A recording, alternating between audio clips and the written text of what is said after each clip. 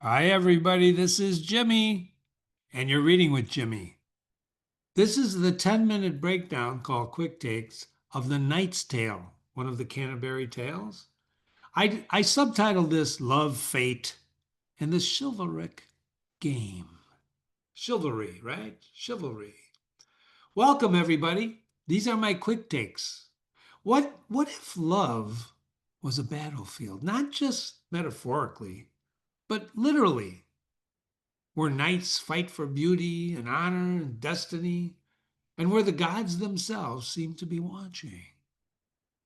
So, welcome to Reading with Jimmy's Quick Takes. This is where we distill the greatest works in literature in 10-minute insights so that we can read it together in a deeper and smarter way when you read with Jimmy. Today, we begin with the Canterbury Tales with our first story in the Canterbury Tales, The Knight's Tale. This is a tale of high ideals, impossible choices, and the tension that exists between human desire and fate. Let's enter the arena. So, what's the story? Well, the knight who's narrating it is a noble and dignified pilgrim, and he tells a grand classical romance set in ancient Greece. It isn't a bawdy humor tale like The Miller or The Reeve, which you'll read about, but this is an epic story, philosophical, it's a long one, and poetic. Who are the main characters? Well, we have Theseus, who's the Duke of Athens. He's mighty and just.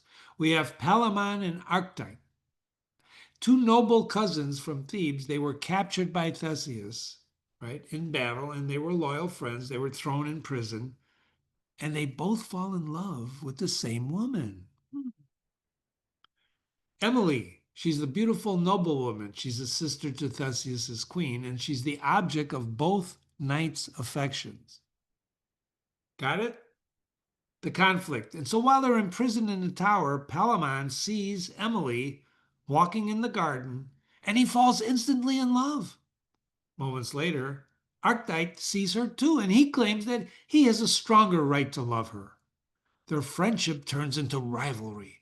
Arcite is released from prison, but he's banished from the kingdom. Palamon escapes later, and then they run into each other in the woods, and, like true knights, they're prepared to duel for Emily's hand. Here's the problem. Emily doesn't, Emily has no idea who these guys are. Theseus finds these two knights and he interrupts their fight. And rather than punish them, he says, we're going to have a formal tournament in 1 year. And each knight will return with 100 men, and you're going to fight for the right to marry Emily. Huh. That night before the battle, Palamon prays to Venus, goddess of love. Help me win, Emily. Emily prays to Diana, the goddess of chastity, and she says, please, I don't want to marry anybody. Arcite prays to Mars, the god of war. Help me win victory in battle. And so the gods, who we'll read about, also listen and they answer and complicate everything, like they do if you read Greek mythology with Jimmy. Gods have a way of interfering with us, don't they? Arcite wins the tournament, but just as he was claiming his prize, fate intervenes. A divine accident throws him from his horse. He's mortally wounded and he dies. Palamon ends up marrying Emily. Fate, love, death. No one gets exactly what they want. Isn't that true in life? But the tale ends with a bittersweet sense that order has been restored. Has it? So, what's the big deal? Well, this is the opening of the Canterbury Tales, and it set a tone of nobility and philosophy, high mindedness, right? Before handing the mic over to the bawdy Miller right after that. By Mike, I mean he tells the next tale. Chaucer, classical literature from Boccaccio, Italian writer, into a reflection on chivalry, love, and destiny. But Chaucer is not just retelling old romance. He's asking what happens when ideals meet reality. This is a fantastic story because remember, she never knows about these knights until later. And it's not a romantic comedy, it's about desire, honor, freedom. And both knights are noble. They both love Emily. In another tale, you're going to read about a knight that starts it off by raping a woman. There's lots of reality in these stories. But in this case, they love her. They call it platonic love from a distance. Can you do that? Can you love from a distance? Besides, Emily doesn't want anything to do with these guys. The themes of this particular tale are courtly love and chivalry. These two knights treat love like a noble cause, but their devotion becomes obsession. Do you know what obsession is? We're going to cover that a lot in this tale. And chivalric ideals start to break down. Can you love from a distance like I just asked you? Fate, free will. Every character makes choices, but the gods shape the outcome. Are you a victim of destiny? The Meditations by Marcus Aurelius, which we read on this website, cover this. And you should be thinking about that. Do you have free will? Or are you a victim of destiny? Can you do anything about what whole destiny holds for you? Remember, we're reading to learn how other people lead their lives and how to lead our own. So these lifelong friends became bitter rivals. Love, like it does today, disrupts even the strongest bonds.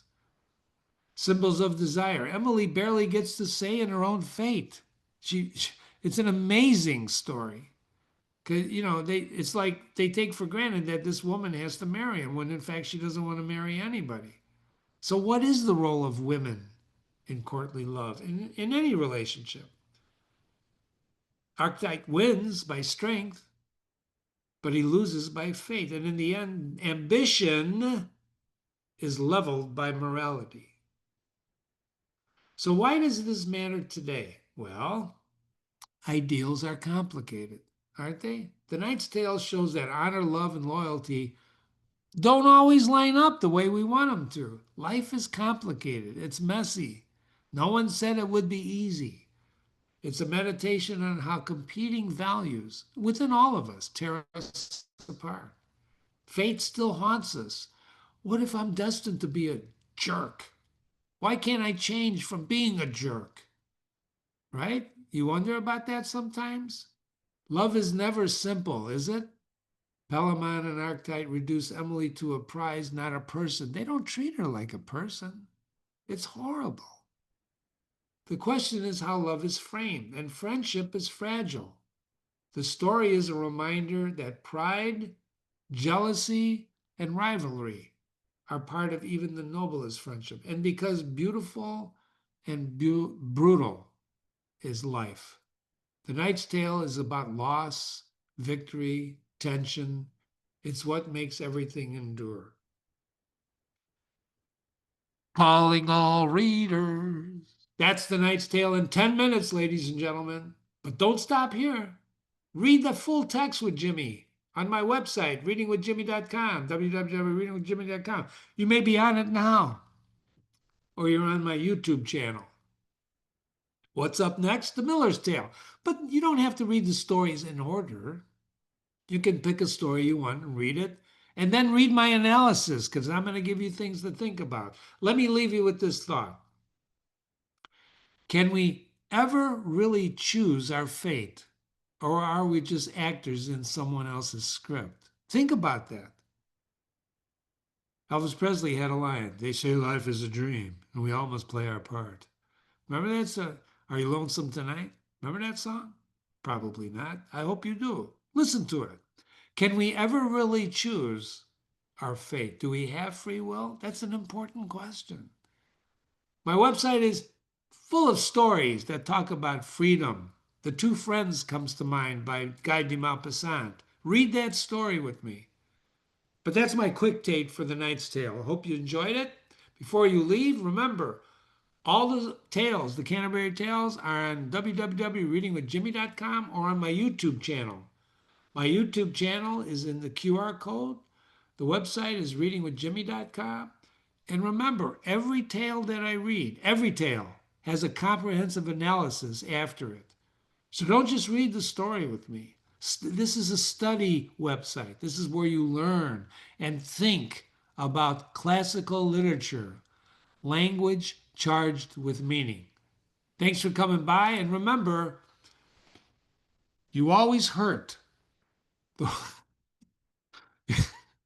You always hurt The One You Love. It's a great song by Ralph Donner. You probably don't remember it. It's from the 60s. You always heard the one. I'm not going to sing for you. Thanks for coming by.